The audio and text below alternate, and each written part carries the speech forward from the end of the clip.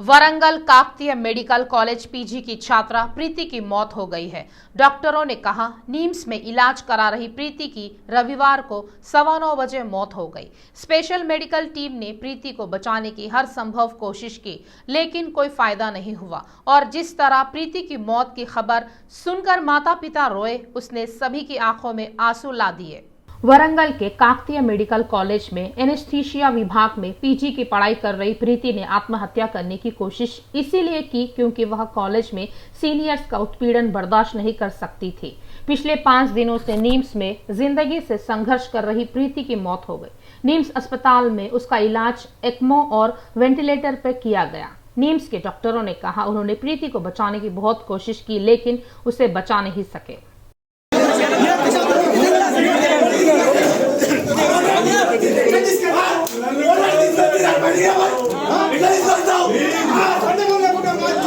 प्रीति के पिता की आंखों से आंसू छलक रहे हैं क्योंकि उनकी बेटी वरंगल से काम के सिलसिले में मृत लौटी थी। कैसे हुई मौत, बिना कारण बताए शव कैसे ले जाया जा सकता है? उस रात क्या हुआ था? आत्महत्या क्यों की? उन्होंने मांग की एक कमेटी बनाई जाए और निष्पक्ष जांच की जाए।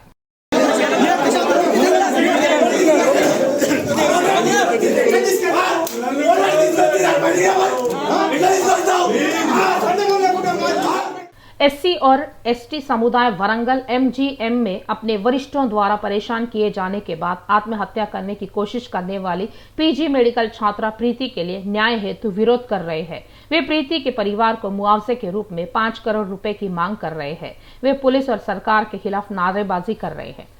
इलाके में तनाव रहा क्योंकि उन्होंने यह कहते हुए नारे लगाए कि मंत्री केटीआर के आने तक प्रीति के शव को नीम्स से नहीं ले जाया जाएगा।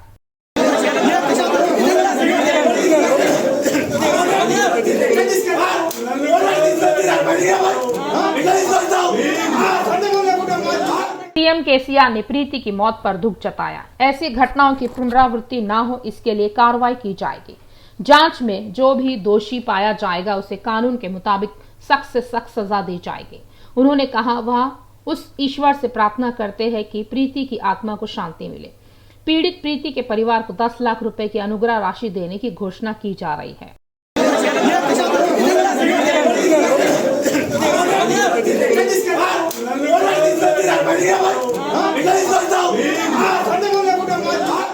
सांसद कविता ने कहा प्रीति के मामले में सरकार न्याय करेगी। उन्होंने कहा आरोपियों को कड़ी से कड़ी सजा दिलाने के लिए कार्रवाई की जाएगी। आरोपियों को जाने देने का कोई इरादा नहीं है। उन्होंने चेतावनी दी अगर प्रदेश में महिलाओं पर हमले होते हैं तो कोई चुप्पी नहीं साधेगा।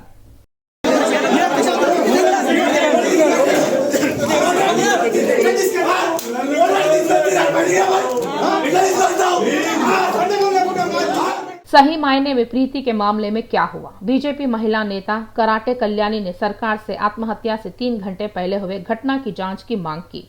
उन्होंने आलोचना की वे बिना किसी जांच के मामले को बंद करना चाहते हैं। राज्य में महिलाओं पर इस तरह के हमले वाकई दुखद है।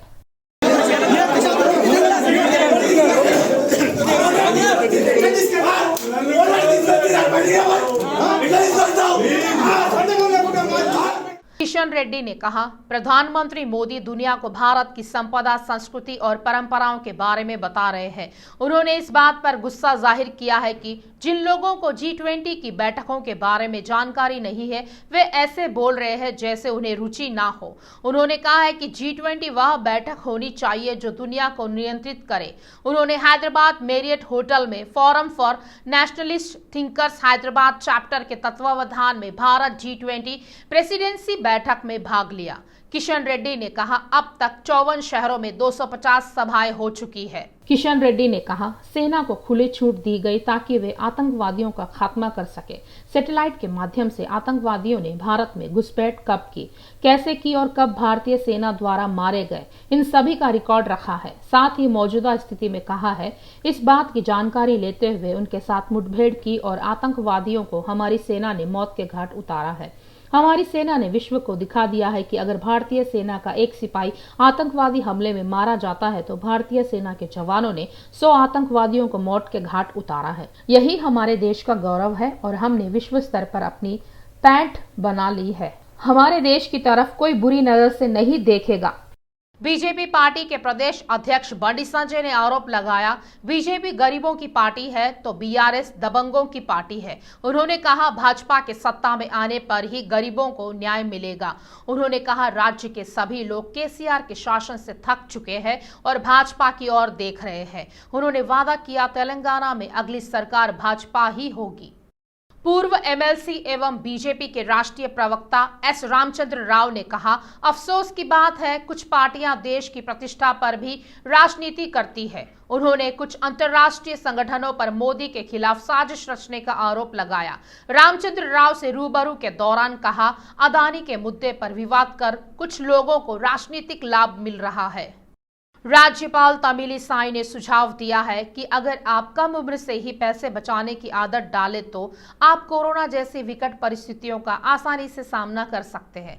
राज्यपाल ने HDFC बैंक द्वारा आयोजित निवेशक जागरूकता और वित्तीय साक्षरता पर एक प्रशिक्षण कार्यक्रम का शुभारंभ किया। वित्तीय सावधानी बरतना बेहद जरूरी है। राज्यपाल ने सभी को जागरूकता सम्मेलन का उपयोग करने की सलाह दी। The people from the villages, in spite of lockdown, they were able to withstand the situation because of their savings. So the Indian economy, because of our ancestors always had the habit of saving.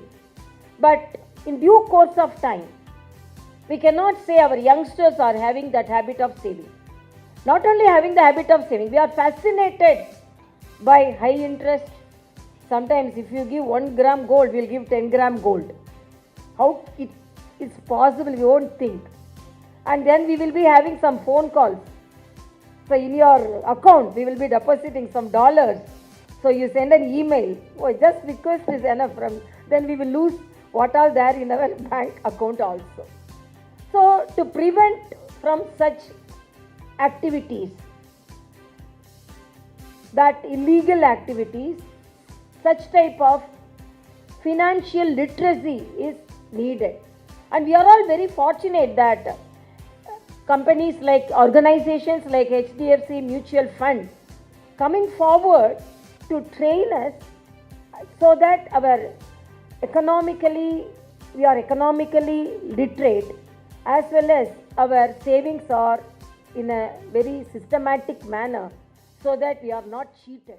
National BC welfare association के अध्यक्ष are Krishnaiah ने college, school और गुरुकुल के छात्रों के लिए mess शुल्क और छात्रवृत्ति में तत्काल वृद्धि की मांग की है। राज्य भर में 8 लाख छात्रों के भविष्य को ध्यान में रखते हुए आवश्यक वस्तुओं की बढ़ी हुई कीमतों के अनुरूप छात्रवृत्ति में तत्काल वृद्धि की मांग को लेकर इंदिरा पार्क में बड़े पैमाने पर धरना दिया गया। अफसोस की बात है, 6 साल से समस्याओं के समाधान के लिए आंदोलन कर रही सरकार ध्यान नहीं दे रही है। उन्होंने कहा, पिछले कई दिनों से सरकार से गुहार लगाई जा रही है कि मेस चार्ज और छात्रवृत्ति की राशि बढ़ाई जाए, लेकिन सरकार और अधिकारियों के कानों में जून तक नहीं रेंग रही है। इस मांग को पूरा करने के उद्देश्य से हजारों की संख्या में इंदिरा पार्क के पास धरना प्रदर्शन किया गया। तेलंगाना में सत्ता की ओर बढ़ रही बीजेपी ने अपनी गतिविधियां तेज कर दी है। पार्टी को स्थगित रूप से मजबूत करने के साथ ही नेता केसीआर सरकार की नाकामियों को जमीनी स्तर पर ले जाने के एजेंडे के तौर पर आगे बढ़ रहे हैं। इसके हिस्से के रूप में प्रजागोसा बीजेपी भरोसा कार्यक्रम के अंतर्गत 11,000 रोड शो की गई है।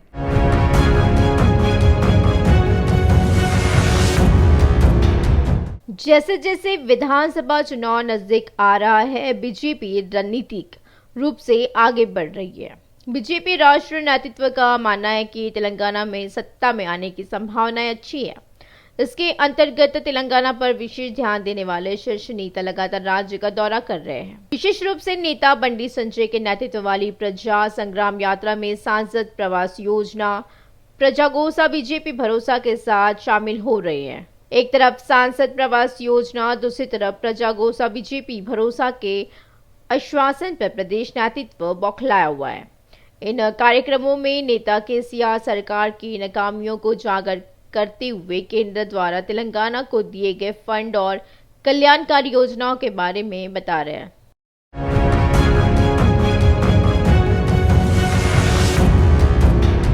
प्रजागोसा बीजेपी भरोसा कार्यक्रम के हिस्से के रूप में 11,000 रोड शो शुरू की गई और इस माह की 10 तारीख से शुरू हुई ये बैठकें 25 तारीख तक प्रत्येक गांव के मुख्य चौराहे पर चलेगी। नेताओं का मानना है कि इससे जमीनी स्तर पर पार्टी का संस्थागत रूप से मजबूत करने में मदद मिलेगी। ये बैठकें उन विधानसभा क्षेत्रों की पहचान करने के उद्देश्य से आयोजित की जाती हैं जहां पार्टी मजबूत नहीं है और चुनाव के समय उन्हें मजबूत करना है।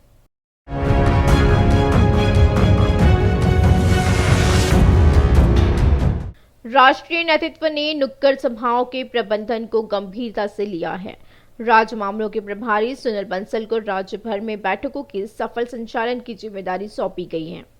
उत्तर प्रदेश में पार्टी के दूसरी बार सत्ता में आने में नुक्कड़ सभाओं की भूमिका मैदानी स्तर पर जाकर लोगों की भावनाओं को थाम कर रही है। इसी वजह से तेलंगाना में बंसल को वहां नुक्कड़ सभाओं के प्रबंधन की जिम्मेदारी भी सौंपी है। समन्वयक बंसल समय समय पर सभाओं की प्रगति की जानकारी ला रहे हैं।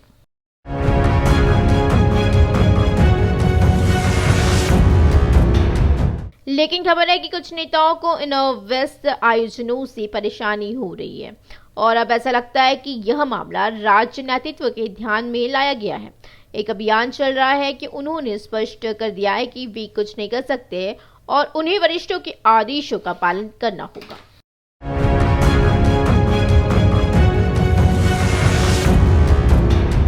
सिटी विजन चैनल के एमडी शिवराम कृष्ण के जन्मोत्सव व षष्ठी समारोह का भव्य आयोजन किया गया। षष्ठी के 60वें जन्मदिन पर खैरताबाद स्थित सिटी विजन कार्यालय में परिजनों, चैनल स्टाफ व केबल संचालकों की उपस्थिति में षष्ठी का पूरा कार्यक्रम मनाया गया। शिवराम कृष्ण पुष्पलता युगल ने मालाएं आदान प्रदान की और षष्ठी मनाई। इसके बाद उन्होंने केक काटकर एक दूसरे को खिलाया। कार्यक्रम में आए लोगों, कार्यालय के कर्मचारियों, पत्रकारों और केबल ऑपरेटरों ने शिवराम कृष्ण को हार्दिक बधाई दी। इसके बाद सभी के लिए रात्रि भोज की व्यवस्था की गई। इस कार्यक्रम में एक बच्ची द्वारा प्रस्तुत शास्त्रीय नृत्य ने सभी को प्रभावित किया। संगारेड्डी जिला पटन चेरुवु में श्री रेणुका एल्लम्मा जात्रा का आयोजन बड़ी धूमधाम से किया गया। हरियाणा के राज्यपाल बंडारू दत्तात्रेय ने राज्यपाल तमिलिसाई के साथ पूर्व विधायक नंदीश्वर गौड़ के नेतृत्व में आयोजित मेले में भाग लिया और विशेष पूजा अर्चना की। तमिलिसाई ने एल्लम्मा तल्ली को बोनम भेंट किया। बंडारू दत्ता ने कहा, एल्लम्मा देवी बोनालू तेलंगाना की आध्यात्मिक संपदा है और इसे संरक्षित करने के लिए किया जाना चाहिए। अगर देश के 130 करोड़ लोग आध्यात्मिक रूप से एक हो जाए तो यह दुनिया में ताकतवर हो जाएगा। महाकाली मंदिर से एल्लम्मा मंदिर तक महिलाओं ने एक बड़े जुलूस में जाकर बोनालू समर्पित किया और प्रार्थना की। पार्टी के नेता चंद्रबाबू नायडू ने स्पष्ट कर दिया है, तेलुगु देशम पार्टी तब तक अस्तित्व में रहेगी जब तक तेलुगु जाति है। उन्होंने एनटीआर ट्रस्ट भवन हैदराबाद में इंटी इंटी की तेलुगु देशम कार्यक्रम का शुभारंभ किया। तेलंगाना में लोगों के रहन सहन के स्तर के साथ उन्होंने याद दिलाया, जिस पार्टी ने हैदराबाद को अंतर्राष्ट्रीय स्तर और बुनियादी ढांचा मुहैया कराया है वह तेलुगु देशम है।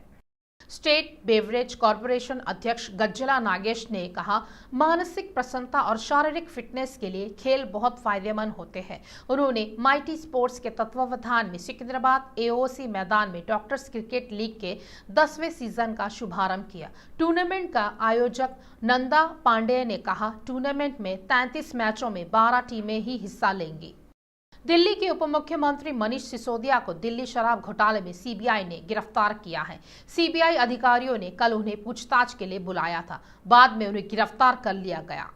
सिसोदिया से 8 घंटे पूछताछ हुई। सिसोदिया की जांच और गिरफ्तारी के मद्देनजर दिल्ली में सीबीआई के केंद्रीय कार्यालय के आसपास धारा 144 लगा दी गई थी। इस बीच आज दोपहर मनीष सिसोदिया का हर तरह का मेडिकल टेस्ट होगा और उन्हें सीबीआई की विशेष अदालत में पेश किया जाएगा। सिसोदिया पर आरोप है कि वह दिल्ली सरकार की नई शराब नीति को अंतिम रूप देने के पीछे अनियमितताओं और भ्रष्टाचार में शामिल थे और दिल्ली शराब घोटाले का मार्ग प्रशस्त किया। आप सूत्रों ने भविष्यवाणी की, सिसोदिया को गिरफ्तार किया जाएगा। सिसोदिया भी कल इसी भावना के साथ जांच के लिए गए थे। वह पहले ही कह चुके हैं कि वह कुछ महीनों के लिए जेल में रहने को तैयार है। यात्रियों को बेहतर और गुणवत्तापूर्ण सेवाएं देने के लिए टीएसआरटीसी राज्य में पहली बार एसी स्लीपर बसें उपलब्ध करा रही है। यात्रियों की सुविधा के लिए नई super luxury non AC sleeper और सीटर कम स्लीपर बसें पहले ही लॉन्च कर चुकी कंपनी ने दूर दराज के इलाकों में जाने वालों के लिए हाईटेक फीचर वाली एसी स्लीपर बसें डिजाइन की है।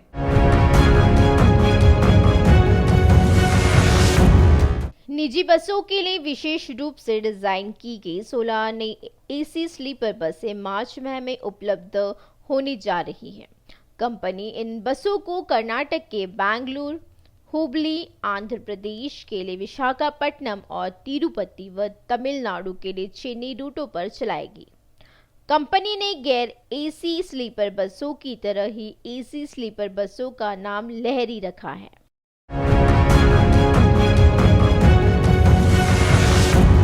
टीएसआरटीसी के एमटीवीसी सज्जनार ने हैदराबाद के बस भवन परिसर में नई प्रोटो एसी स्लीपर बस का निरीक्षण किया। अधिकारियों से बस में यात्रियों को दी जाने वाली सुविधाओं के बारे में पूछा गया। उन्होंने जल्द से जल्द बसों को शुरू कर यात्रियों को उपलब्ध कराने के लिए कदम उठाने के निर्देश दिए। उन्होंने उम्मीद जताई है कि टीएसआरटीसी एसी स्लीपर बसें जो तेलंगाना में पहली बार उपलब्ध कराई जा रही है, जनता द्वारा अच्छी तरह से प्राप्त की जाएगी।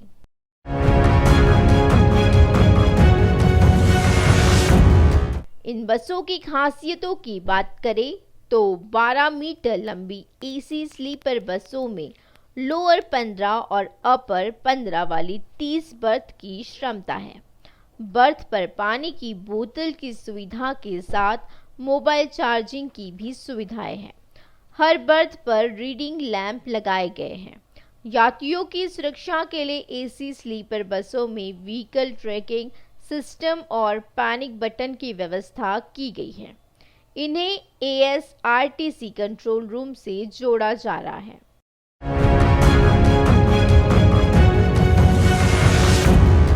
यात्रियों की सुविधा के लिए एसी स्लीपर बसों में वाईफाई की सुविधा दी गई है। हर बस में 2 सीसीटीवी कैमरे लगाए गए हैं। वे कैबिन में हैं, बस के अंदर है। बस को रिवर्स करने में सक्षम करने के लिए एक रिवर्स पार्किंग असिस्टेंट कैमरा है। बस के आगे और पीछे एलईडी बोर्ड लगे हैं। इसमें गंतव्य का विवरण है। आग लगने की घटनाओं का जल्द पता लगाने और उन्हें रोकने के लिए बसों में फायर डिटेक्शन सप्रेशन सिस्टम लगाया गया है। यात्रियों की जानकारी देने के लिए बसों में एक सार्वजनिक पता प्रणाली है।